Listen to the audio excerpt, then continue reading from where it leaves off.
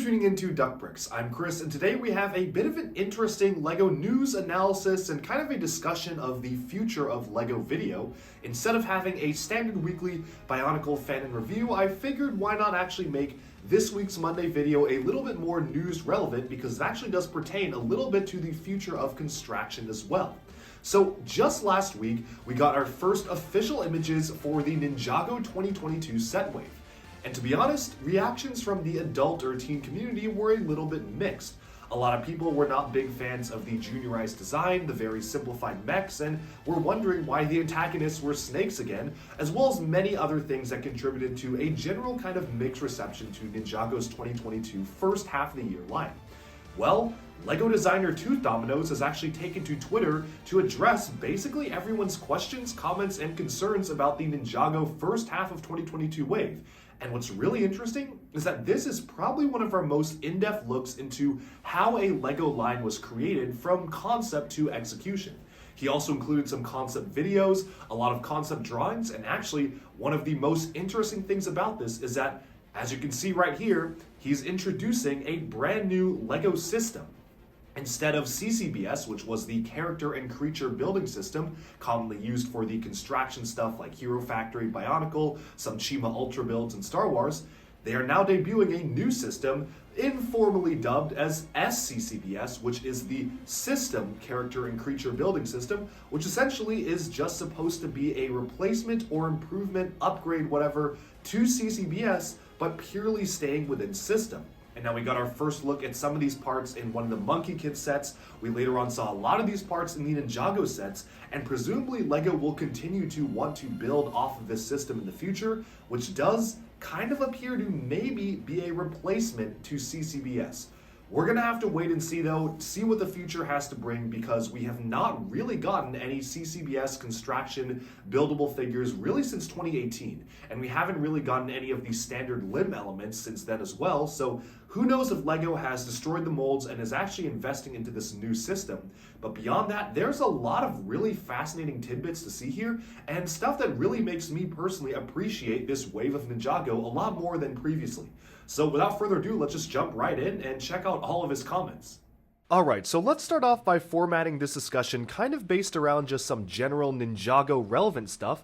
A lot of people had questions about what this wave meant for Ninjago, what it meant for the TV show, and Tooth Dominoes thankfully has answered many of those questions. And from there we'll dive into the more deeper stuff like the long-term ramifications for LEGO as a whole, the LEGO system, and what this means for construction and potentially a return for something like Bionicle or Hero Factory, if that's even possible at this point.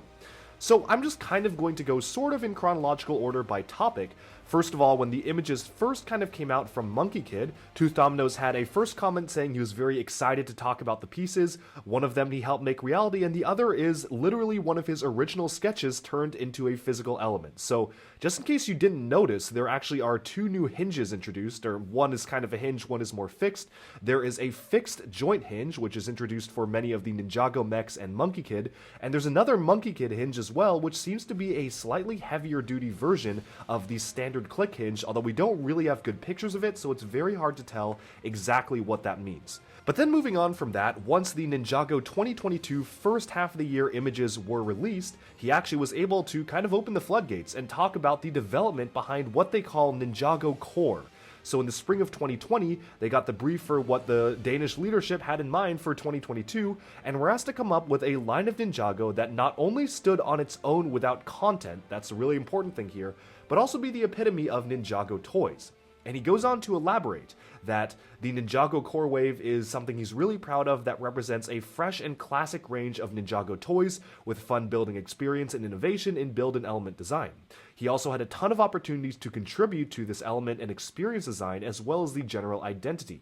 And he had a lot of development images and pictures and thoughts written up, so that's exactly what he came to share. So First of all, thank you so much to Domino's for actually sharing all of this. It's incredibly rare that we actually get this kind of insight from a LEGO designer about really any sort of LEGO wave, and I'm really happy that he actually went online and shared all of this in-depth information because it's really interesting seeing the thought process behind creating a new wave of LEGO sets. He then went on to specifically state that he was expecting a lot of mixed opinions from the older fans, and that's exactly why he decided to come out with this cohesive explanation as to what exactly is going on with this Ninjago wave.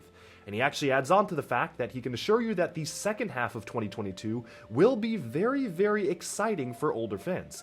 And I believe him, because this actually directly lines up with stuff that Tommy Anderson has stated over the past few years. Earlier this year, for an interview regarding Ninjago's 10th anniversary, he stated explicitly that Ninjago needs to reinvent itself every 3 years. The last time we had a reinvention was with Season 11 and the Wild Brain era with Secrets of the Forbidden Spinjitzu, and now it's been 3 years since then. He also stated on Twitter that this next season of Ninjago will be a quote-unquote conclusion to this era of Ninjago. So I'm very excited to see exactly what he means when he says conclusion. He also was teasing the darkest episode of Ninjago yet, so I can imagine that essentially the way Ninjago was split up this year was that the first half of the year is meant to be almost like a filler. It's meant to be for younger kids to get invested and interested in basic Ninjago concepts, and the second half of the year is very much story-driven for the older fans, which honestly I think is a pretty good and sustainable way of running the theme.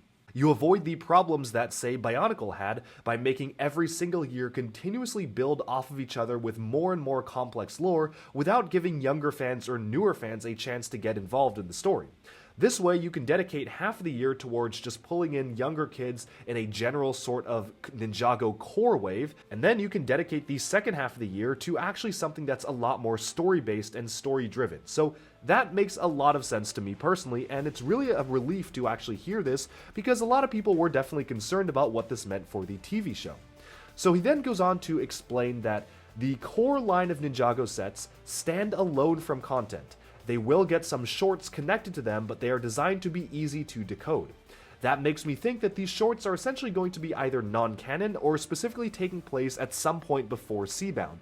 The shorts also were mentioned previously as a way to introduce Cole's new voice actor, Andrew Francis, so I can imagine they're just going to be somewhat generic standard Ninjago adventures just meant to introduce the new voice actor and also to get kids familiar with the concept of Ninjago if they aren't already. And moving on from that, he also states that this was kind of meant to be an 80s, 90s action toy line that stayed true to Ninjago, which was exactly what he set out to do for the wave. And he then goes on to explain why they actually picked snakes. So a lot of people, myself included, were wondering why LEGO was reusing the same exact snake headpiece mold for the third time as a Ninjago antagonist faction. And a user actually went on to suggest maybe they could actually explore more in Japanese mythology and do some more interesting minifigures and sets based on villains. So he then explained that snakes were picked as the bad guys because they could not rely on content to explain a more abstract villain. Because again, these don't have to do with the TV show whatsoever. These are just standalone sets. Snakes, however, are instantly recognizable as Ninjago and test well with children, so that does make sense to me. If someone asked me what it feels like for classic Ninjago, I probably would think snakes because they're the most common enemy the ninja face.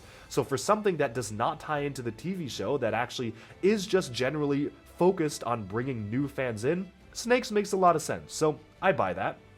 And then he moves on to explicitly say that this wave will not connect to the show.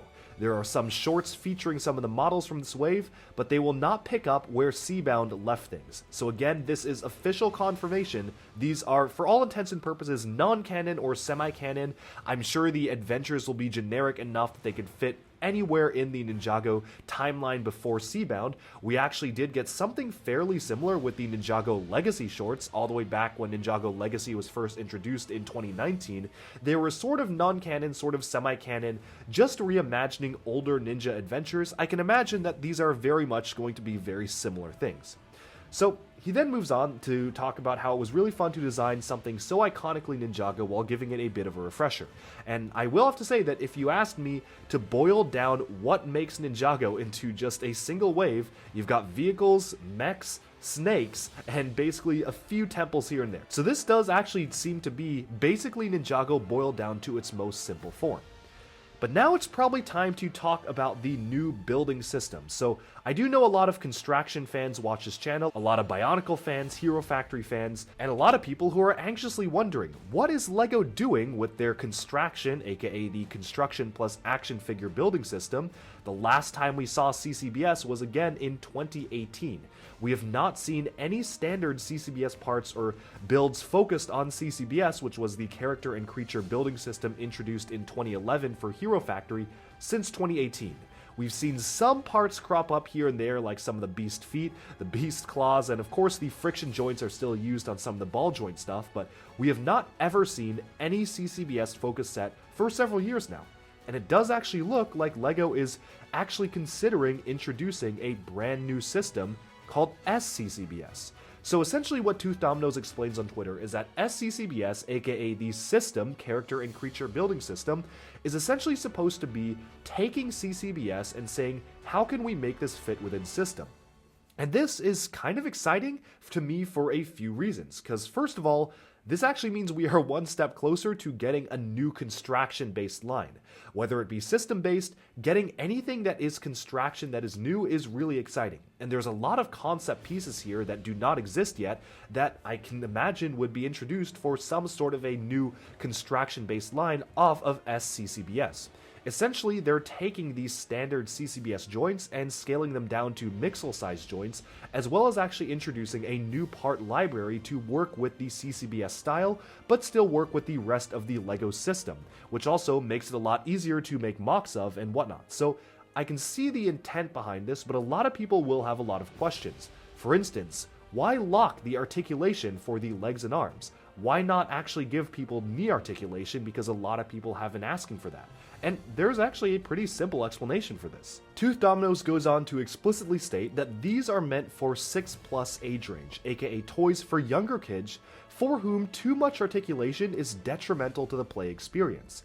It's a platform that can only grow, and the shell and torso armor piece are incredibly useful for larger mechs. Specifically, the limb piece, which cannot be moved, is meant only for 6+ LEGO sets. He then goes on to state that this will not replace the existing builds for larger mechs or for higher age marks, but will actually supplement them on occasion, like the new shell piece, which is something I can get behind, because if you're making a mech for a 6+ age range, I guess it does make sense to limit the articulation. And he goes on to actually explain this further. So LEGO actually does have official quality control guidelines. And he says that the quality guidelines say that you need to be able to place a mech standing up without having to fiddle with it or mess with the articulation. That's why the higher they go with the age mark, the more articulation they're actually allowed to include. But essentially, for a 6+ mech, you need to be able to take it, plop it on the ground, and it needs to be able to stand without you having to bend the legs or actually try to move it around. And he actually states that, interestingly enough, this is something that is directly because of the LEGO Exoforce line. So LEGO Exoforce, for those of you who don't know, was the line of LEGO mechs that was introduced in 2006 with a lot of articulation, but were kind of notoriously difficult to stand and pose, and notoriously fragile as well. It was very easy for kids to accidentally knock pieces off of them because of how detailed they were, and really they probably should have been geared towards older collectors because they just simply were not great toys for kids. And he actually explicitly states, the first wave of Exoforce is directly responsible for a lot of restrictions and guidelines you see in current LEGO mech design. And he actually expounds on this. This is due to pretty much every aspect: size, the amount of articulation, and the structure of the build. The complex torsos often fell apart, the knees were too confusing, and the joints were not always strong enough to hold up the limbs. I assume that LEGO got a lot of complaints from younger children when Exoforce first came out in terms of being hard to pose them, and that's exactly why they actually implement some of their newer design rules. So I guess in some roundabout way, Exoforce is to blame for the fact that we do not get knees in most LEGO mechs nowadays, which I kind of find funny. He then goes on to explain that he personally loves Exoforce, and as a high affinity LEGO kid, he never had any issues. However, for kids with less LEGO experience, these issues did crop up, and I kind of feel the same way. I really was into LEGO, obviously, as a kid, so when Exoforce came out, I didn't really have any problems with posing them. Sure, they would fall over and I'd break off pieces here and there, but it didn't bother me too much, but I can understand why LEGO would want to pivot away from that as a company. Honestly, I had bigger problems posing the Knights Kingdom figures. I mean, those were near impossible to stand up and look good in the process, so maybe that could have also played into things. So then someone actually brings up another point. They said that actually this is a pretty good point, and they say that in 2004 we got the Toa Metru.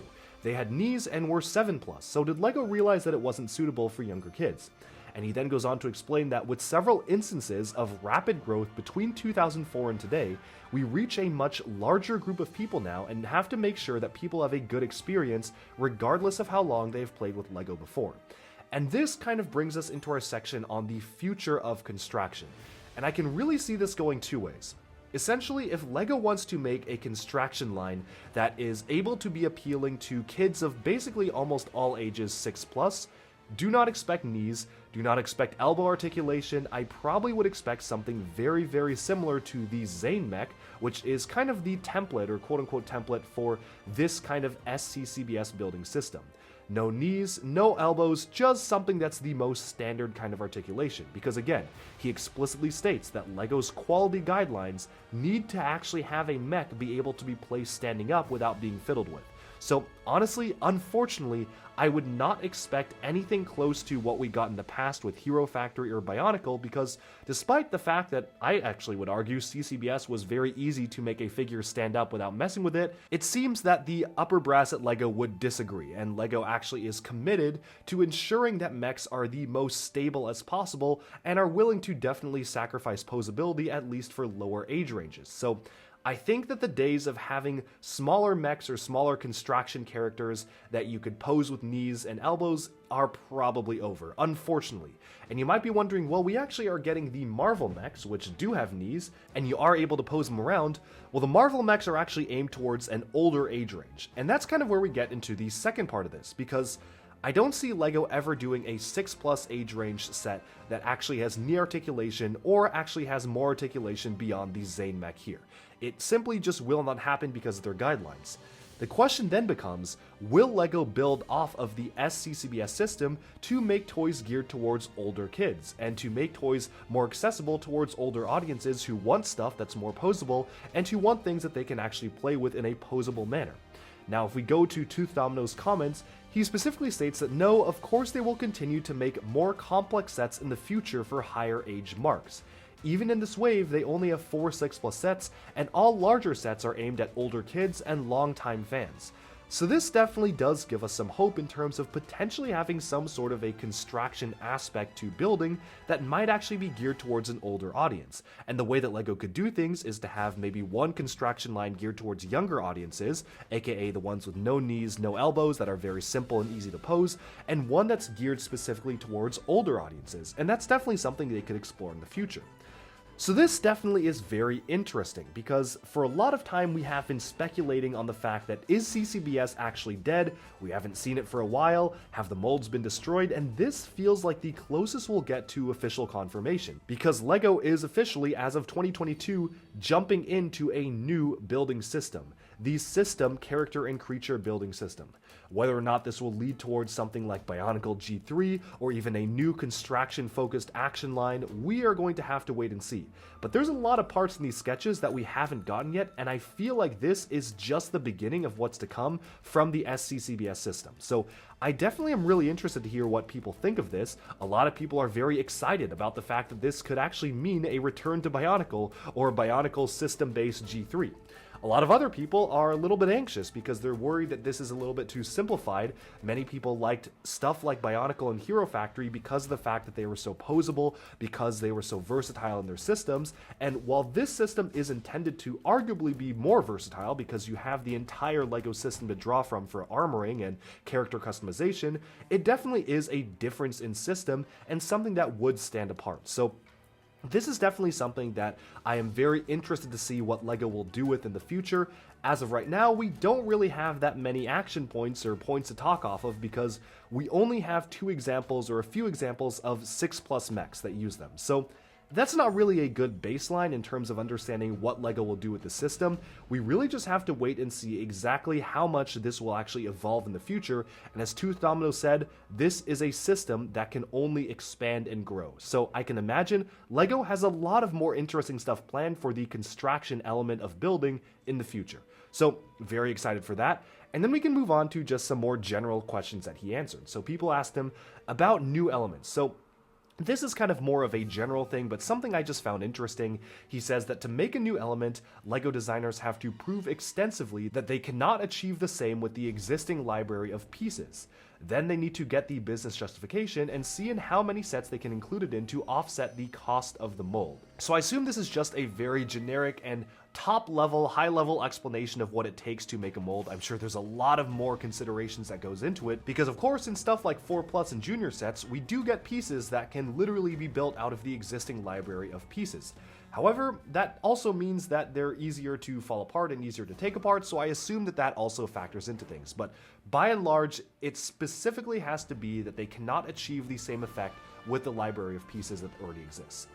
Moving on from that, they actually talked about the Voltron set that he originally designed and how that actually applies to the Ninjago combination mech. And he states that this is functionally very different because the Ninjago mech had to be 9+ and more of a toy rather than a display piece, so the model had to be lighter and more playable, which is why they introduced the new hip and shoulder joint. This is again something I cannot wait to get my hands on.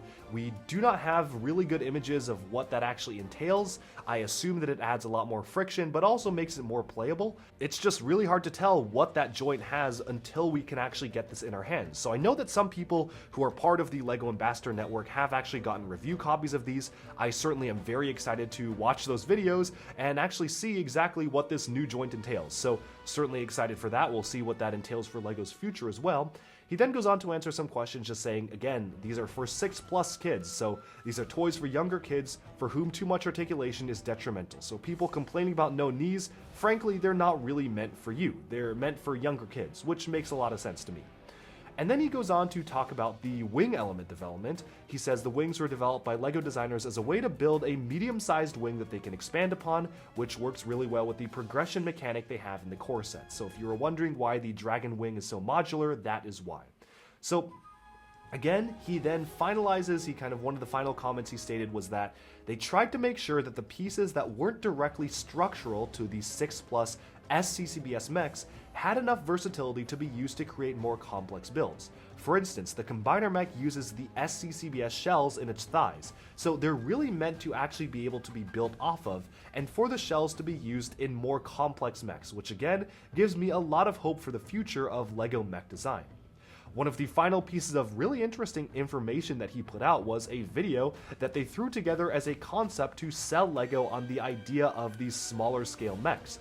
And you can see it's just a very simple rendered out kind of play articulation in terms of what it could be like to play with these sets. They actually designed it to make it such that it would be simulating how 6+ kids would play with the sets themselves. And you can see it's a very basic concept video. I've linked it in the description below, but it's interesting because this was their pitch to LEGO to produce these sets, which eventually was greenlit and approved to actually make these sets a reality. So that was really interesting. Also kind of interesting seeing how the enemies were conceptualized as Skulkin mechs and how the villains actually had mechs, which we haven't seen yet, but hopefully we'll get some sort of villain mechs because, again, I think a big part of the play here is actually having the ninja mechs fight the villain mechs, which is something that's kind of been absent from this wave of Ninjago. And so with that, we have kind of summed up all of Tooth Domino's thoughts on this Ninjago wave and his explanations on how something like this has been developed.